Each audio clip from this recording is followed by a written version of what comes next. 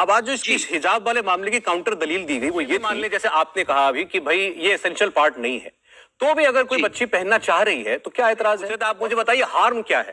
یہ اس کا حجاب بچی کا حجاب کیا نقصان؟ میں بتاتا ہوں کیا نقصان ہے۔ آپ بچی کے ذہن میں یہ ڈالتے ہیں کہ تم اگر حجاب نہیں پہنی تو تم ننگی جا رہی ہو باہر۔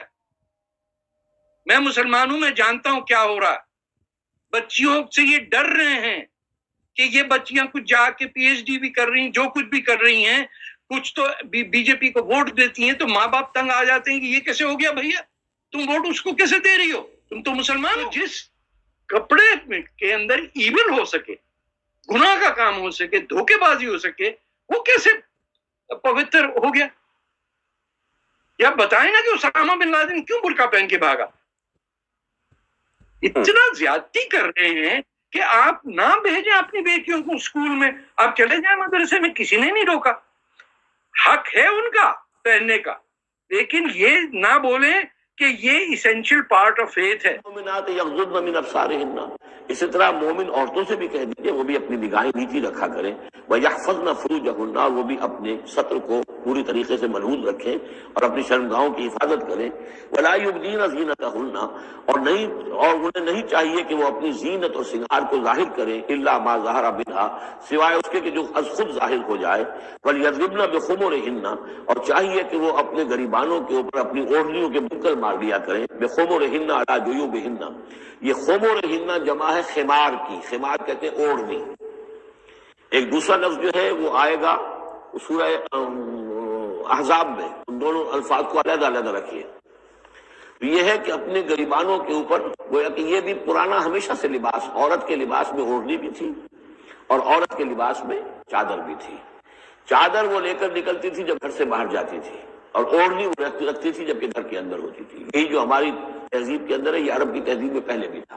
چہرے کا پردہ نہیں تھا عرب میں، چادر وہ لے کے جاتی تھی تو چادر اپنے اوپر ڈالتی تھی، اور مرد بھی چادر کے بغیر نہیں ہوتے تھے، نہ کوئی مرد بغیر چادر کے نہ عورت۔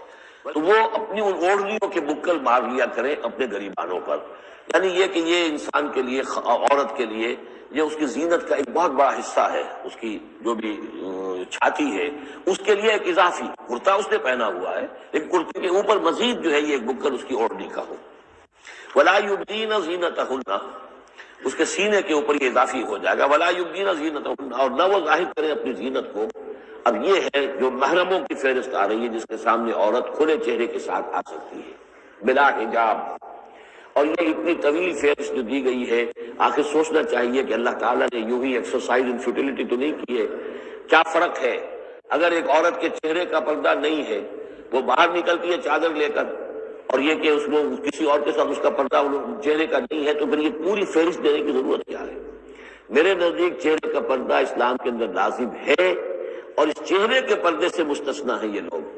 کون لوگ؟ الا لبعولتہن، ان کے شوہر نمبر ایک، آو آبائہن، یا ان کے باپ، اور باپ سے مراد باپ، دادا، چچا، یہ سب چلیں گے، او آبائے بعولتہن، یا ان کے شوہروں کے باپ، او ابنائہن، یا ان کے اپنے بیٹے، او ابنائے بعولتہن، یا ان کے شوہروں کے بیٹے، یعنی ان کے شوہروں کی کسی اور بیوی سے اولاد ہے، بیٹے ہیں، تو وہ بھی محرم ہے، وہ نامحرم نہیں ہے۔ اور اخوانہن، یا ان کے اپنے بھائی، اور بنی اخوانہن، یا ان کے بھائیوں کے بیٹے، اور بنی اخواتہن، یعنی یہ بھتیجے ہو گئے، اور بنی اخواتہن، یا ان کے بھانجے، اور نسائہن، یا ان کی عورتیں، اپنی عورتیں، جان پہچان کی عورتیں، عام عورتیں نہیں، نسائہن، او ما ملکت ایمانہن، یا یہ کہ جو ان کے غلام اور ان کی لونڈیاں ہیں۔ اکثر بیشتر اہل سنت کے نزدیک یہاں مرد غلام مراد نہیں ہے بلکہ لونڈیاں مراد ہیں۔ اب تابعین غیر اولی الاربۃ، یا ایسے تابع لوگ جو کہ صرف خدمت گار ہیں، بعض اوقات ہوتا ہے خاندانی طور پر جو ہے وہ خدمت گار کرنے والے ہیں، باپ بھی کہیں ملازم تھا اسی گھر میں، اب اس کی اولاد بھی وہیں پر ہے، وہ بھی کام کر رہی ہے، بچپن سے وہیں پلے ہیں۔ ایسے لوگ ہوتے ہیں کہ جن کو واقعتاً پھر اس گھر کی خواتین سے اس طرح کا خیال کبھی نہیں آ سکتا کہ ان کے بارے میں وہ کوئی بری بات سوچے۔ ابھی تابعین غیر اولی الاربۃ، یا وہ تابع کہ جو کہ کوئی غرض نہیں رکھتے اس قسم کے معاملات سے، من الرجال، مردوں میں سے۔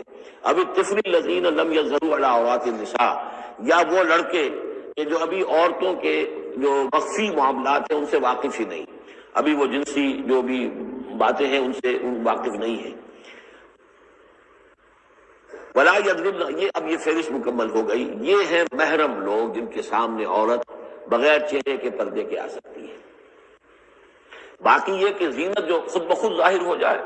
اب ظاہر ہے کہ آپ نے چادر بھی لی ہوئی ہے کسی خاتون نے، برقع بھی اوڑھا ہوا ہے، لیکن اب کسی کا قد ہے ماشاءاللہ، وہ قد ایسا ہے، سر قد ہے کوئی خاتون، تو وہ کہاں چھپائے گی اس قد کو؟ وہ تو ظاہر ہو جائے گا. جسم متناسب ہے، اب وہ جسم تو ظاہر ہو جائے گا. اس اعتبار سے ما ظہر منہا کو لوگوں نے لے لیا چہرے کے لیے. یہ بالکل غلط ہے. چہرے کا تو پردہ میرے نزدیک لازم ہے، اور یہ کہ باقی یہ کہ ان کے سامنے چہرے کے سمیت عورت آ سکتی ہے. باقی عورت جو ہے اپنے بیٹے کے سامنے بھی سوائے 3 اعضاء کے اور نہیں کھول سکتی. اپنے بھائی کے سامنے بھی نہیں کھول سکتی.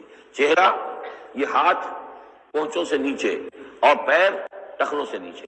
یہ جو 3 اعضاء ہیں یہ وہ ہیں کہ جو جس کو عورت نے یہ کھلے رکھ سکتی ہے، اپنے وہ بیٹے کے سامنے بھی، بھائی کے سامنے بھی، اور جو بھی رشتے گرائے گئے ہیں. لیکن یہ کہ اس سے آگے پھر جو ہے معاملہ وہ پھر شوہر کا ہے. اس سے آگے یعنی لباس کا معاملہ جو ہے جس سے کہ عورت جو ہے وہ آزاد ہوگی، وہ صرف شوہر کے لیے.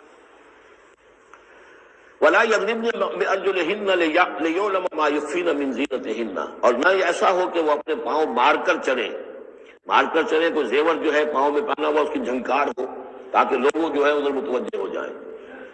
لِيُعْلَمَ مَا يُخْفِينَ مِنْ زِينَتِهِنَّ، تاکہ لوگوں کے علم میں آ جائے کہ کیا انہوں نے چیز چھپائی ہوئی ہے اپنی زینت میں سے، کیا زیورات پہنے ہوئے ہیں. وَتُوبُوا إِلَى اللَّهِ جَمِيعًا أَيُّهَا الْمُؤْمِنُونَ، اور اے اہل ایمان سب کے سب مل کر اللہ کی جناب میں توبہ کرو، لعلکم تفلحون، تاکہ تم فلاح پاؤ.